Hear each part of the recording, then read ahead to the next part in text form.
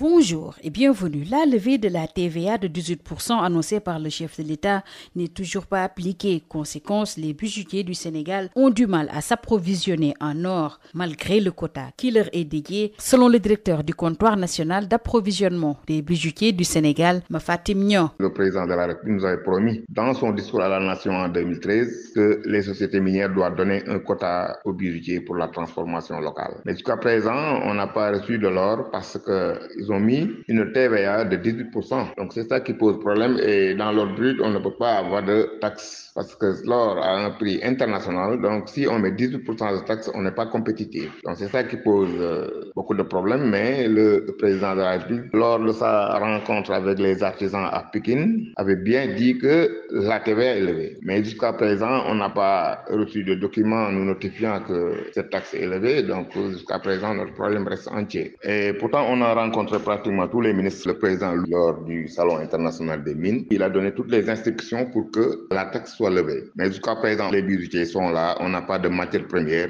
On ne peut pas même amortir les matériels que nous avons achetés et on a investi beaucoup d'argent pour ça. Mais il nous faut de l'or pour travailler. C'est ça notre problème. Ça pose un problème d'économie parce que ce que le Sénégal doit gagner dans la bijouterie, on exporte la main-d'œuvre locale. Et ça doit être le contraire parce qu'on doit exporter nos bijoux à l'étranger. Mais si on n'a pas d'or, on est obligé d'importer quelques bijoux qui ne fait pas l'avantage du pays. Donc nous demandons toujours au président de la République de nous donner cet or.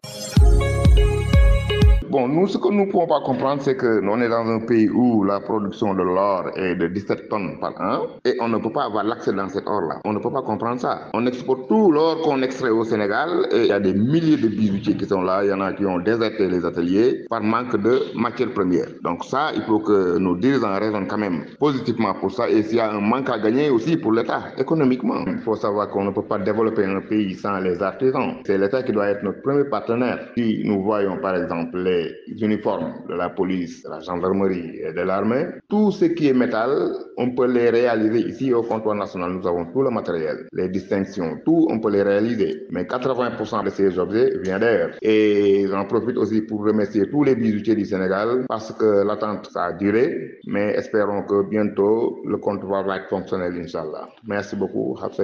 C'était Mafatim Niang, le directeur du comptoir national d'approvisionnement en or des bijoutiers du Sénégal. Le journal de l'économie, c'est fini. Merci de votre fidélité.